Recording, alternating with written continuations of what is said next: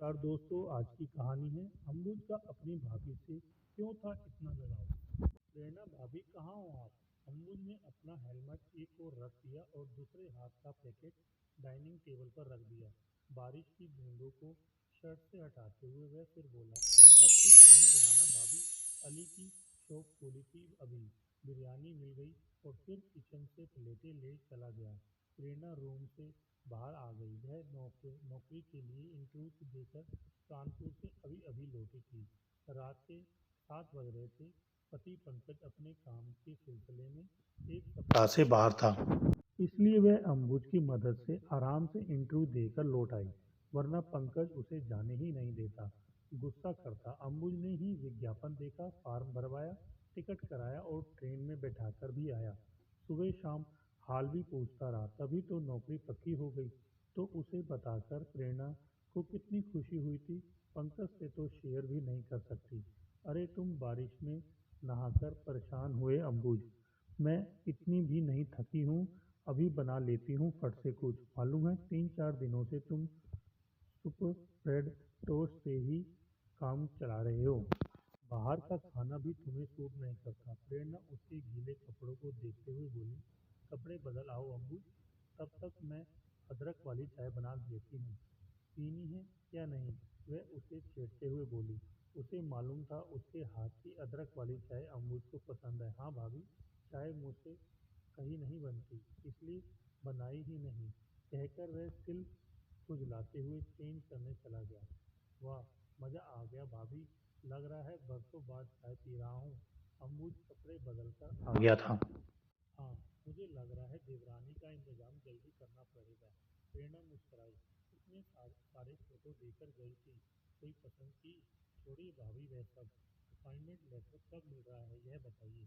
बस अगले हफ्ते, पर पहले यह सोचो कि तुम्हारे भैया को कैसे मनाएंगे। नौकरी तक पहुंचने में तुमने ही सब कुछ किया है, इसमें भी तुम्हारी ही मदद चाहिए। अम्बुज, बेटा जी, मुझसे तो वे मानने से रहे, तुम्हें ही कुछ करना होगा, वरना सारी मेहनत बेकार। प्रेरणा हंसते हुए बोली, अरे मैं उन्हें समझा लूंगा भाभी, आप चिंता क्यों करती हैं?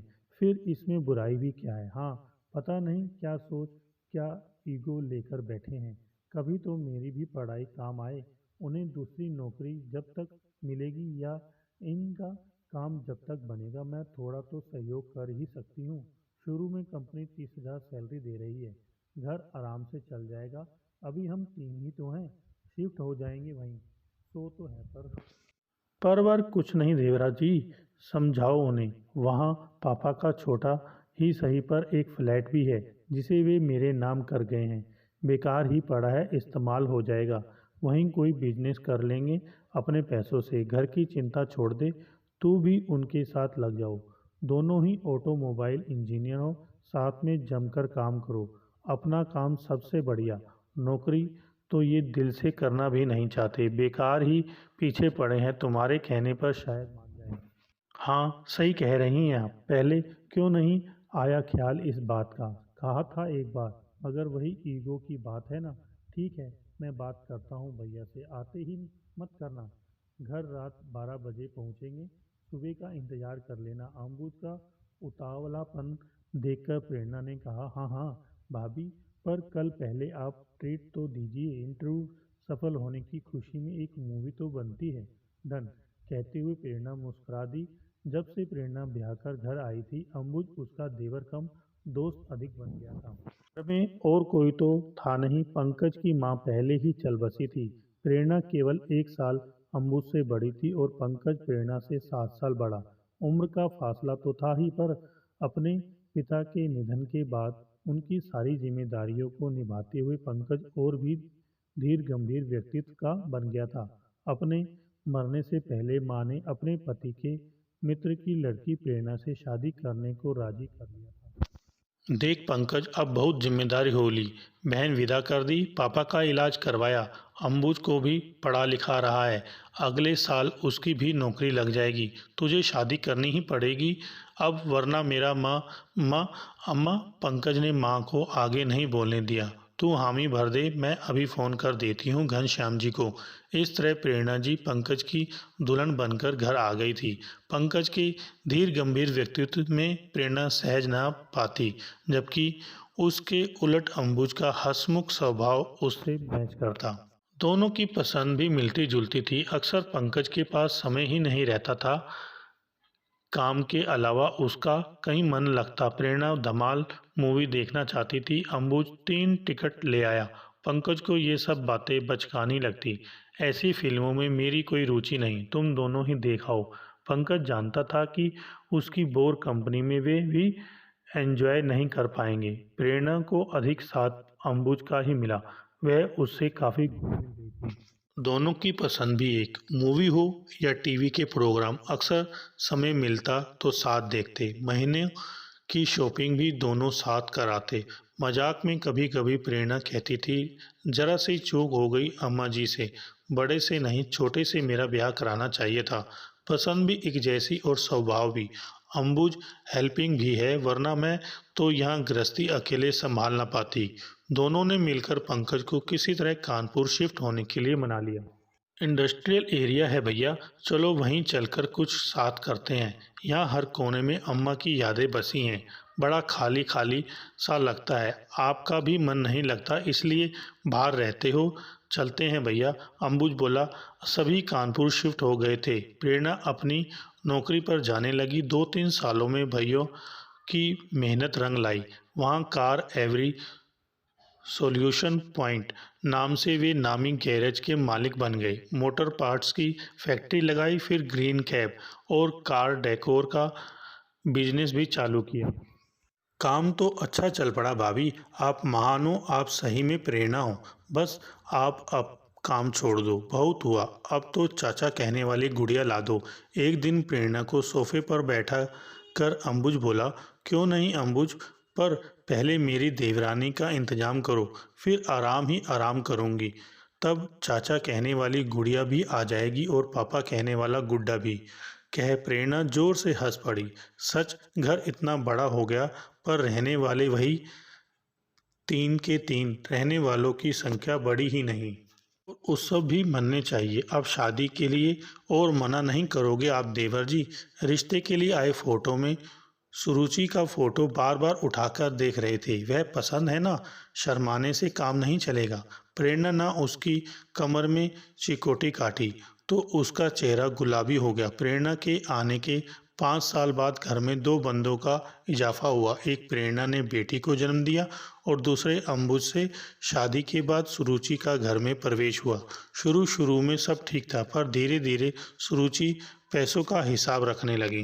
प्रेरणा के प्रबंध में भी कोई न कोई नुक्स निकालती रहती। अंबुज का प्रेरणा से पूछ पूछ कर काम करना भी उसे ना भाता, और ना ही वह चाहती कि उसका अंबुज प्रेरणा के कहने पर चले। उसे साथ लेकर घूमना फिरना, मूवी मार्केट जाना, बिस्तर में बैठकर साथ टीवी देखना, हंसी मजाज करना उसके कल्पित मन को और कसैला बना देता। उसने अंबुज से कई बार कहने की कोशिश की, पर वह डपट देता कि कूड़ा दिमाग है तुम्हारा, साफ करो। माँ के बाद भाभी मेरी माँ समान है, बड़ी बहन भी है और दोस्त भी। अंबुज के सामने तो वह चुप हो जाती, पर प्रेरणा को रह रहकर ताने देने से बाज नहीं आती। प्रेरणा का खून खोल उठता, पर कलह बचाने के उद्देश्य से उसने उसे कुछ कहना ही उचित समझा। अंबुज से वह थोड़ी दूरी भी रखने लगी, जिससे सुरुचि को बुरा ना लगे। उसे इस बात का ध्यान रहता। सुरुचि को तब भी चैन नहीं आया। एक दिन उसने मौका पाकर पंकज के कान भरने चाहे, भैया आप तो बड़े भोले हो, काम में इतने व्यस्त रहे, कुछ जानते ही नहीं कि घर में क्या चल रहा है, क्या हो रहा है, क्या मतलब। तब सुरुचि ने अपने मन का सारा जहर उगल दिया। सुनकर पंकज उसी पर आपे से बाहर हो गया। बोला, छी, ऐसी घटिया बातें सोची भी कैसी तुमने। अंबुज को वह अपना देवर नहीं छोटा भाई मानती है। अंबुज ने भी उसे बड़ी बहन का दर्जा दिया है। मैं अधिक व्यस्त रहता हूँ तो वह उसके साथ मिलकर घर की हर जरूरत का ख्याल रखता है, तो इसका क्या मतलब है। इसी बीच प्रेरणा वहाँ आ गई। पूछा, क्या हुआ पंकज। पंकज को गुस्से में देख वह घबरा गई थी। अंबुज भी वहाँ आ पहुँचा। वह समझ रहा था जो कड़वाहट सुरुचि ने उसके मन में घोलनी चाहिए थी वही जहर भैया के सामने उगल दिया होगा। ऐसी शादी नहीं चल सकती। तुम्हें भाभी से माफ़ी मांगनी होगी, फिर तुम चाहे जहाँ जाओ। कह अम्बुज ने वहाँ से खिसक रही सुरुचि को पकड़ लिया। बीच बचाव करती प्रेरणा पास आ गई। यह क्या तरीका है अम्बुज अपनी पत्नी से बात करने का? छोड़ो इसे। अम्बुज ने पकड़ ढीली की तो सुरुचि एक ओर हट गई। इसमें गलत क्या है? किसी भी नवविवाहिता को बुरा लगेगा ही उसका पति उससे अधिक दूसरे को महत्व दे रहा है। यह तुम्हारे साथ अकेले कुछ समय बिताना चाहती है तो इसमें हरज ही क्या है? हर जगह मुझे साथ ले चलो, यह हर बात में मैं घुसी रहूं, यह भी ठीक नहीं। मैंने पंकज से पहले ही कहा था अम्बुज, अब तुम शादीशुदा हो, तुम दोनों की अपनी लाइफ, अपनी प्राइवेसी होनी चाहिए। प्रेरणा बोली। हाँ, प्रेरणा ने मुझसे पहले ही कहा था, मैं इसे नाहक ही गलत समझ रहा था। इसने जिद करके तुझे शादी की सालगिरह पर फ्लैट गिफ्ट करने के लिए खरीदवाया। यह तुम दोनों को सुखी देखना चाहती है। इसने 2 बिजनेस भी अम्बुज के नाम से अलग करवा दिए हैं। कह पंकज अलमारी से सारे पेपर्स निकाल लाया था। तुम अगले हफ्ते क्या आज ही यह सब अपने पास रखो। जाओ तैयारी करो और खुश रहो। भैया भाभी मुझे माफ़ कर दीजिए, मैंने आपको गलत समझा। सुरुचि चरणों में गिर पड़ी। अम्बुज गुड़िया को गोद में उठाए उसके गाल पर प्यार करने के बहाने अपनी नम आंखों को पोंछ रहा था। प्रेरणा समझ गई कि सबसे अलग जाने की कल्पना से अम्बुज का दिल कितना आहत हो उठा। बोली, कोई नहीं देवर जी, पास ही तो है, दोनों जब चाहो आते जाते रहना। और फिर वह सुरुचि को प्यार से गले लगाते हुए बोली, यह मीत मेरा पर मनमीत तुम्हारा ही है। कह मुस्कुरा दी उठी। हेलो दोस्तों, अगर आपको हमारी ये वीडियो अच्छी लगी हो तो लाइक करें, शेयर करें और कमेंट्स करके बताएं कि हमारी ये वीडियो आपको कैसी लगी। साथ में चैनल को सब्सक्राइब करके बेल आइकन जरूर दबाएं।